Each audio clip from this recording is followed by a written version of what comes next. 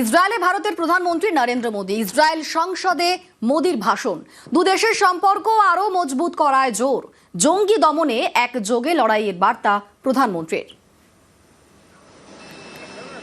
ইসরায়েলে ভারতের প্রধানমন্ত্রী নরেন্দ্র মোদী এবং ইসরায়েল সংসদে মোদী ভাষণ দেন। দু দেশের সম্পর্ক আরো মজবুত করায় জোর জঙ্গি দমনে একযোগে লড়াইয়ের বার্তা প্রধানমন্ত্রীর গলায়।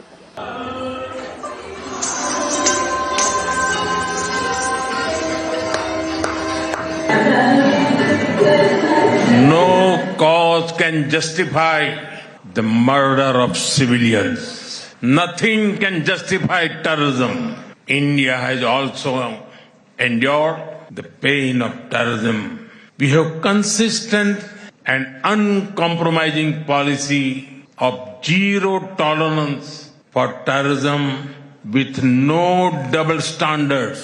Terrorism aims to destabilize societies, to block development and to erode trust. ওড়িশায় সরকারি অফিসারের বাড়িতে টাকার পাহাড়, কটকে কয়লা খনিতে বসেই তোলাবাজি। ধৃত কটক সার্কেলের মাইনের ডেপুটি ডিরেক্টর। 30,000 টাকা ঘুষ নিয়ে ধৃত দেবব্রত মহান্তি। সরকারি অফিসারের বাড়িতে 4,27,00,000 টাকা নগদ, ট্রলি ব্যাগ ও আলমারিতে রাশি রাশি নগদ গয়না উদ্ধার। মহান্তির অফিসের ড্রয়ার থেকে উদ্ধার আরো 1,20,000 টাকা।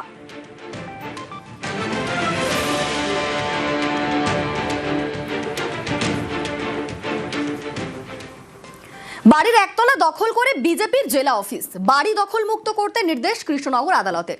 সেই মতো পুলিশ গেলে বিজেপি নেতাকর্মীরা বাধা দেন, ফিরে যায় পুলিশ। এদিকে কৃষ্ণনগরে জোর শোরগোল।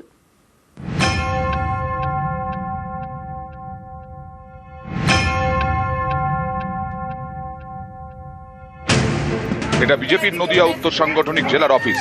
অভিযোগ, একজনের বাড়ির নিচতলা দখল করেই অফিস। এ নিয়ে জলগড়ায় কৃষ্ণনগর আদালতে। আদালতের নির্দেশে বাড়িটিকে দখলমুক্ত করতে যায় পুলিশ। এতে বাধা দেন বিজেপির নেতাকর্মীরা। পুলিশ তখন ফিরে যায়। আমার শ্বশুরমশাই বাড়ি এটা, ঠিক আছে। তা আজকে এক্সিকিউশনের জন্য অর্ডার এসেছিল, এর আগেও হয়েছিল, এর আগেও পুলিশ এসেছিল, ওনাদেরকে উঠাতে পারেনি। সেটা মে মাসে হয়েছিল, উঠাতে পারেনি। আজকেও আমরা অর্ডার নিয়ে এসেছি, আজকেও এখনও অবধি উঠেনি, জানি না কী হবে লাস্ট পর্যন্ত। ওনারা কালকেও কোর্টে পিটিশন দিয়েছিল, কালকেও রিজেক্ট হয়েছে স্টে অর্ডারের জন্য। পরশুদিন পিটিশন দিয়েছিল, স্টে অর্ডারের জন্য রিজেক্ট হয়েছে। ওনারা হাইকোর্টে গিয়েছে, সেখানেও রিজেক্ট হয়েছে। কিন্তু ওনারা বলছে আমাদের সময় দেওয়া হোক। আমি জানি না কেন সময় চাচ্ছে, আমাদের কাছে কোর্টে অর্ডার আছে, তাও আমরা আমাদের বাড়ি ফিরে পাচ্ছি না। কৃষ্ণনগরের উকিলপাড়ায় রজনী মুখার্জি লেন। এখানেই বাড়ি গৌতম সরকারের। চাকরি সূত্রে তিনি বেশিরভাগ সময় উত্তরবঙ্গে থাকতেন। দোতলা বাড়ির নিচের তলা গৌতম সরকারের, ওপরের তলাটি তাঁর দাদার। অভিযোগ, নিচের তলাটি দখল করে নেন স্থানীয় বিজেপি নেতৃত্ব। 2011-য় তৈরি করে বিজেপির নদিয়া উত্তর সাংগঠনিক জেলার অফিস। তখন কৃষ্ণনগর আদালতের দ্বারস্থ হন বাড়ির মালিক গৌতম সরকার। বাড়ি দখলমুক্ত করার আবেদন জানান। বছর 6 আগে মারা যান গৌতম। মামলা চালিয়ে যান তাঁর স্ত্রী এবং জামাই। গত বছরের মে মাসে বাড়ি দখলমুক্ত করার নির্দেশ দেয় আদালত। সময় চেয়ে আদালতে আবেদন করেন নদিয়া উত্তরের বিজেপি নেতৃত্ব। মঙ্গলবার বিজেপির আবেদন খারিজ করে কৃষ্ণনগর জেলা আদালত। বাড়ি দখলমুক্ত করার নির্দেশ বহাল রাখে। এরপরেই বুধবার গৌতম সরকারের বাড়ি দখলমুক্ত করতে যায় কোতোয়ালি থানার পুলিশ। তখনই বিজেপির বাধা। তাদের সাংগঠনিক জেলা সভাপতির দাবি, তাঁরা কোনো নোটিশ পাননি।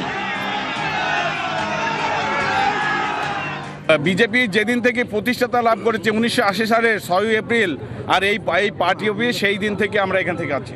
যে পার্টি অফিস দিয়ে গিয়েছে, আমাদের অনুমোদন দিয়েছে, তার মেয়ে দিয়েছে এবং তার নাতি আর নাতনি জামাই কোথা থেকে এসে উড়ে বসে আমাদের বলছে যে এখান থেকে সরে যেতে হবে। আমাদের সময় দেওয়া হোক, আমাদের যে কোর্টের রায় আসবে সেই রায়ের পরিপ্রেক্ষিতে আমরা অপেক্ষা করব। সেই রায় যদি আমরা স্টে অর্ডার না পাই, আমরা ঘর ছেড়ে দেব। নদিয়া থেকে সমীর রুদ্র, নিউজ 18 বাংলা।